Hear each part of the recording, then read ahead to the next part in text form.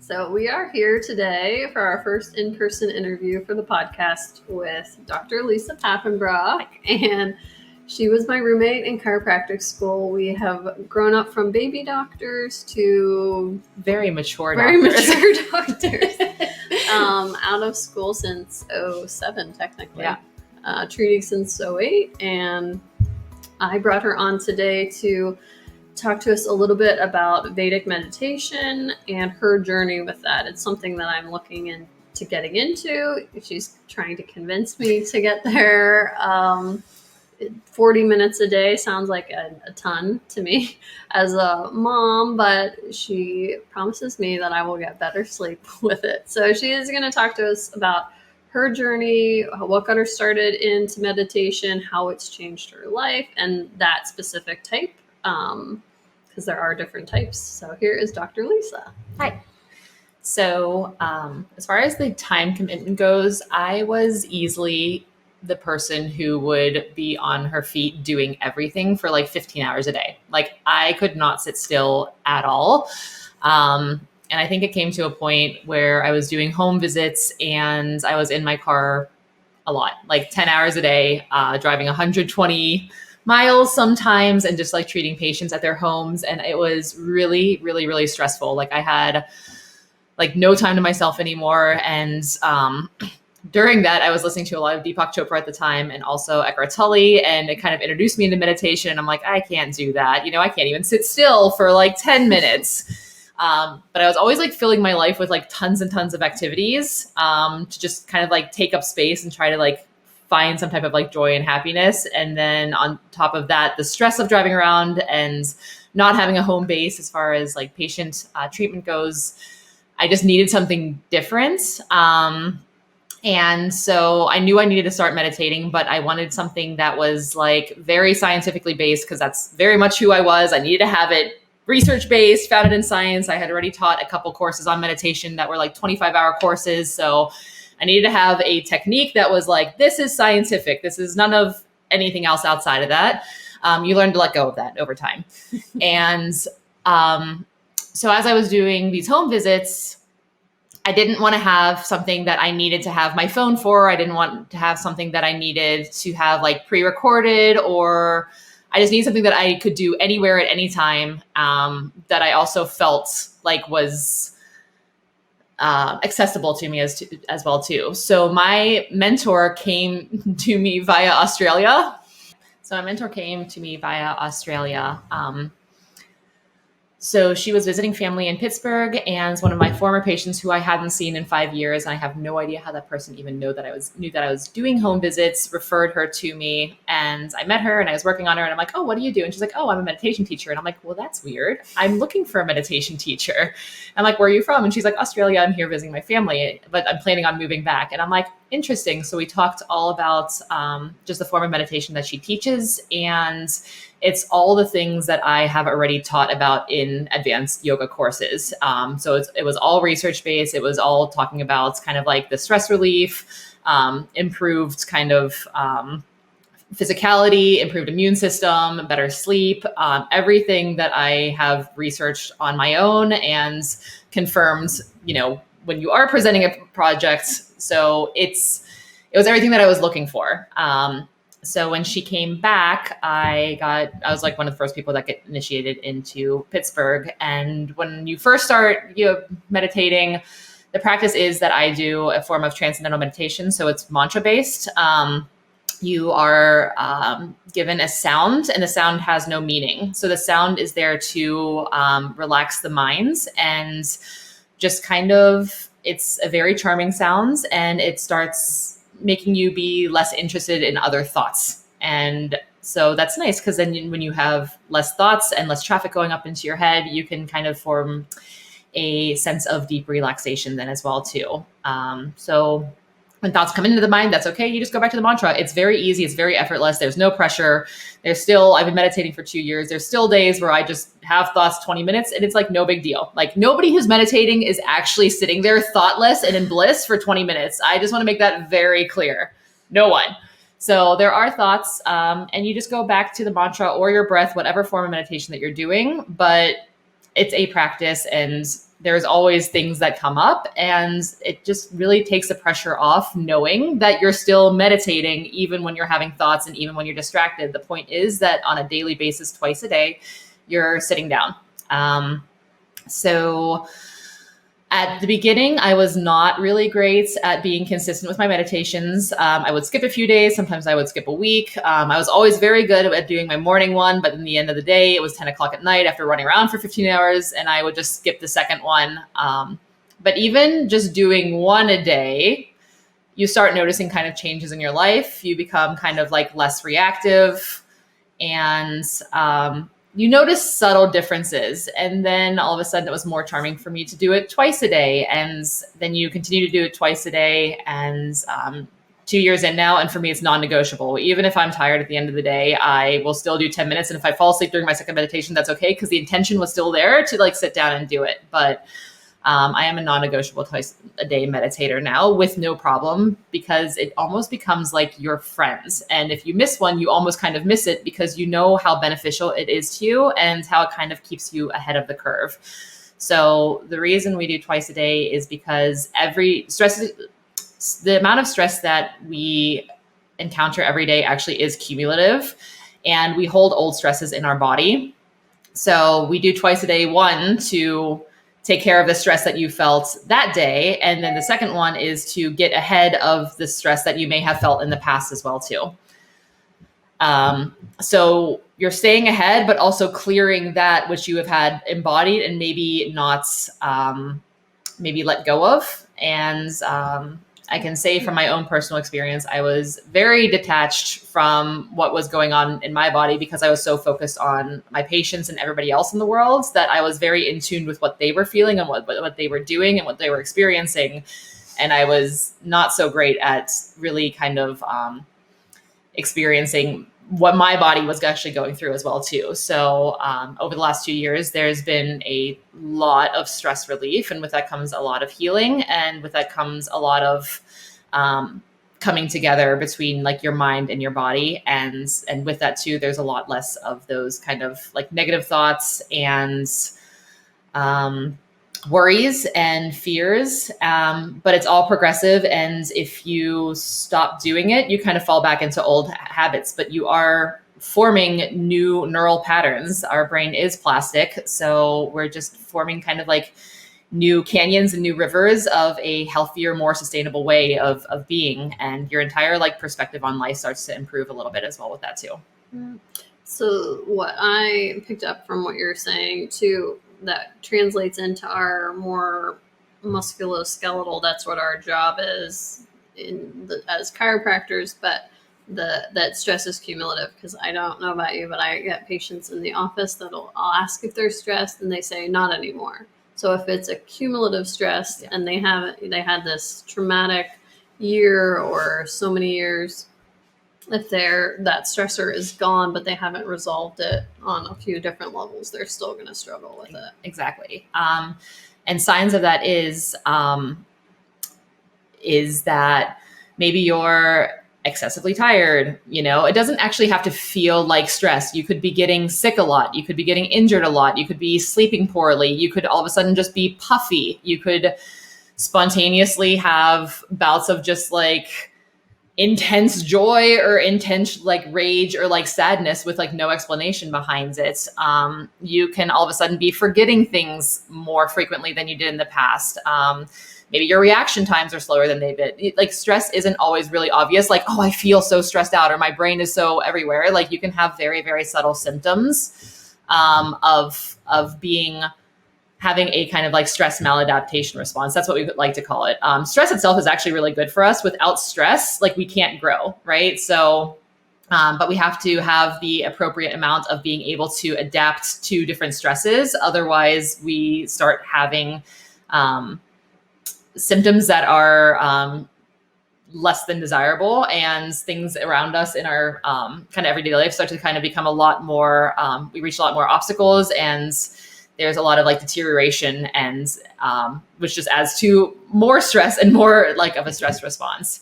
So our bodies have to feel safe enough to be able to actually release stress. And most of our schedules and most of our lifestyles don't actually allow for that kind of like quiet place for the body to kind of let go of things that it has accumulated throughout your entire lifetime. So the things that do allow us to release stress are things like laughter, the actual sleeping, but specifically like the dream states, mindful breath work, like breathing well, spending time in nature, getting some sunshine. These are all, and spending time with like loved ones and like, areas where you experience joy. Those are things that actually allow you to let go of stress. Specific forms of movement do also, they're more slower. They're a lot slower. They allow you to let go of stress as well too. But we're always under the assumption like, oh, working out helps me relieve stress. Working out actually, depending on what type of workout you're doing, makes you even more adaptable to take on more stress. And I think that's quite the opposite of what most of us need to be doing. We don't need to become more adaptable to taking on more stress. I think we should it would be more beneficial and more sustainable for us to start letting go of the stress that we have so kindly and greedily accumulated into our bodies at this point. Yeah. And I would say a lot of people aren't aware of the stress in their life, because even that's one of our questions that we ask every patient. And it's almost like tongue in cheek at this moment, because who doesn't have stress ever, but who doesn't have stress in this day and age? If, no matter what area it is, family, quarantining, exposures, all those kind of things, or, just navigating that minefield of what is right, what is best. That's a type of stress as well. And I'd say that most of my patients say they don't have stress. Yeah. And I laugh and I try to explain that stress comes in so many forms, and maybe you're just so used to it. And so like thinking that's your norm. And I find that if we do a lot of breathing work at the office, and that, like she said, that's a nice way to release stress. But ideally, if you could get everyone to meditate or get outside and those kind of things, that would make our jobs easier. And we want that for you. We don't want people walking around with these poor stress responses and overreactions, and because it's cyclical, it's like a self-perpetuating loop that you have to actively participate in breaking, and not just breaking once or twice, but breaking on a daily basis too. Mm-hmm. So again, neuroplasticity, this is how our nervous system learns. This is how our brain learns. This is how our body responds, is we have the ability to retrain our brain, retrain our body by doing something new over and over and over again. And the new thing that we introduce will hopefully be something that is beneficial to our health. And the healthier you are, the less you need people like us.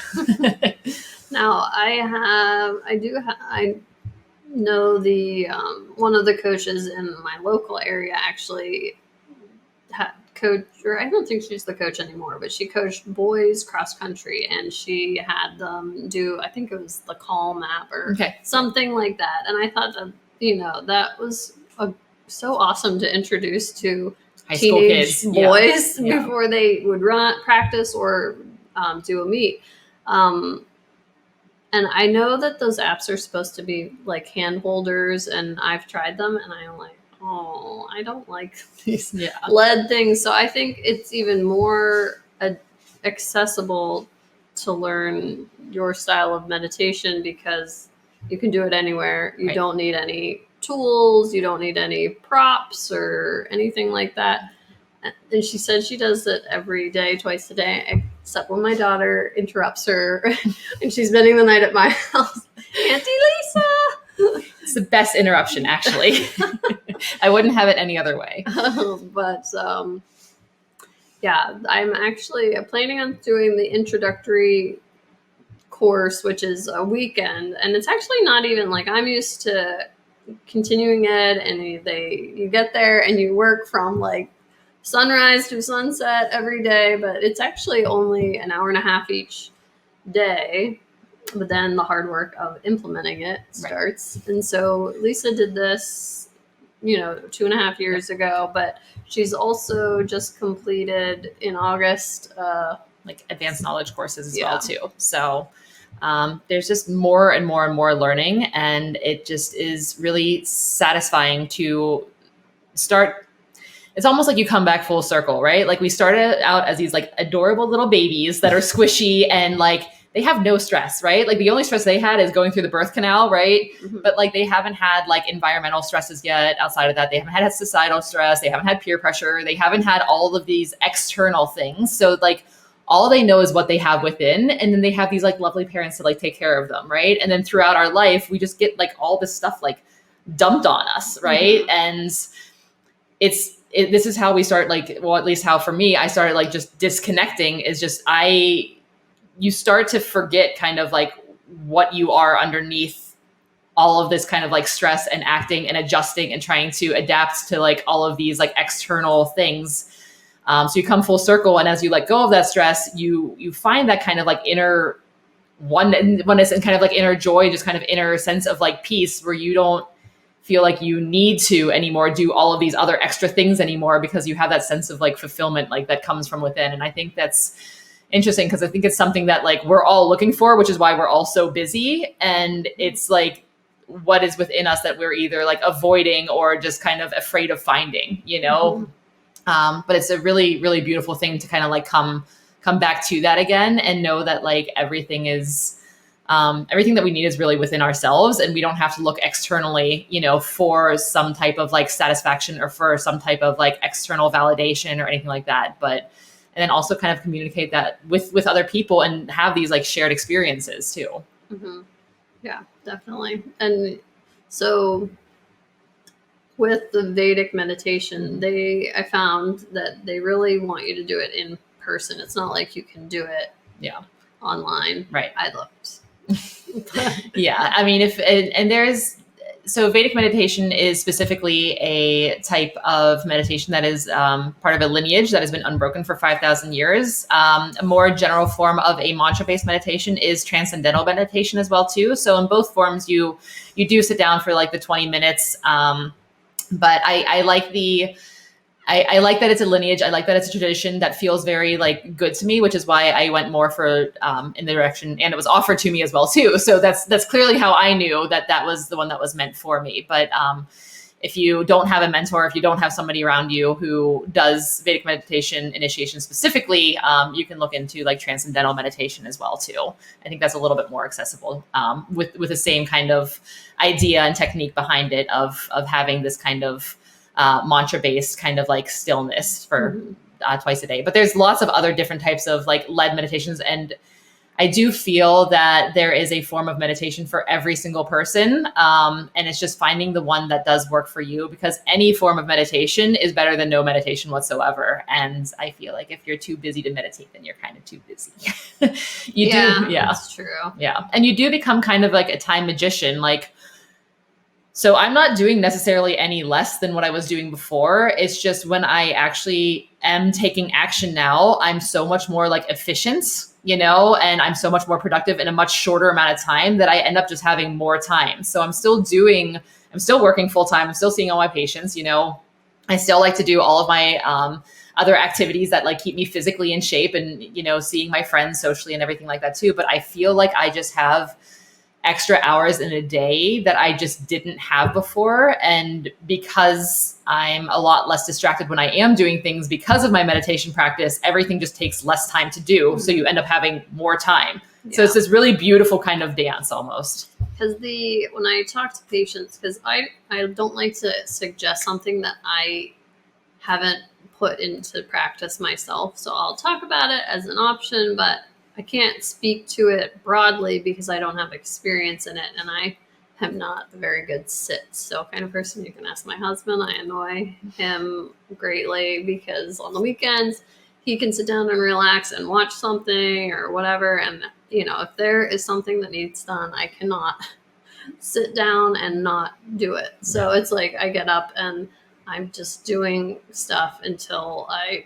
pass out at the end of the night. Yeah. So I'm not good at sitting, which to me says that I probably need to do this. And I mean, that's the number one thing that people tell me when I mention meditation is that they don't have the extra 40 minutes in their day. And that's why I'm going to try this and give it, a full 6 months, because I feel like you really haven't given something a chance if you've only do it for a month. Yeah. And that's like, even with patients, and I give exercises, if you do it once a week for a month, that is not giving it a fair shake or whatever. So, I hope that it brings, better sleep, better focus in the tasks that I do, because, to be honest, flipping through Instagram or TikTok, which, I do for work, but still you could lose 20 minutes in that. Easy. And it's interesting too, because, we have all this input from like what is normal right now. Mm-hmm. And what is normal isn't always what is healthy, right? Mm-hmm. So like, I mean, like I said, I was definitely the person pre-meditation. Like you can ask Kate, like I was the doer of all the things, like, and I was proud of it, right? That's why we're friends. I was like, I was very proud of being the doer of all the things. I'm like, I can do everything, and I do everything. And yeah, it's not sustainable. Like you're burning the candle at both ends, and I would get lost. I would get lost on Instagram and Facebook for like hours on end. And I'm like, where did that just happen? Mm-hmm. And it's interesting, because that's like all the input that we're getting is to be on social media more and to be doing all these other things more. Like we're being told to do all this. And I definitely have fallen into that role, and I'm totally guilty of it. And even just within the last 3 months, like I find more joy doing things that are not that anymore. You start finding spaces where I'm just like, oh, that's not as fun as it used to be anymore. I actually don't want to do that anymore. Like I'm on social media maybe now like a half hour a day, if that. And even when I'm on it, I'm like, it's easier for me to just like turn off and be like, okay, and mm-hmm. My mornings, oh my God, I used to wake up at 8 a.m., be in the shower, eat breakfast, and be literally like wet hair in the car, like driving to like Oakland for like 35 minutes to run in at work right as my patient was coming in too. And I'm just like, that was my morning. I had like no time to ground before patients. And now like it's easy. I get up 6:30 in the morning. I don't start my day till like 11. I have 5 hours to just do whatever I want. And it's nice. And a lot of that time is sitting still and just sitting outside now and doing my meditation and just like enjoying things that aren't, I love people, but like doing things that aren't always people focused as well too. Like I like just kind of like walking through nature in the morning or taking a walk and just noticing things outside of just like what is kind of like in our faces all day long too. Like, mm-hmm. So it's nice. You start getting away from a lot of what is like considered normal, Mm-hmm. And I lived with Lisa for many years, and she is not a morning person. Not at all.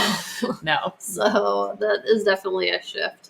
And like, I don't mind mornings, and I am a morning person, but so are my kids. So I'm going to have to get up before my son, who sometimes likes to get up at 5:30, but we'll survive it. Yeah. Maybe I should have Deacon meditate with me so he sleeps longer. Yeah. Well, kids mimic what their parents do. Yeah. So, yeah. And I started breath work with my daughter when she was probably around the age Deacon was. That's amazing.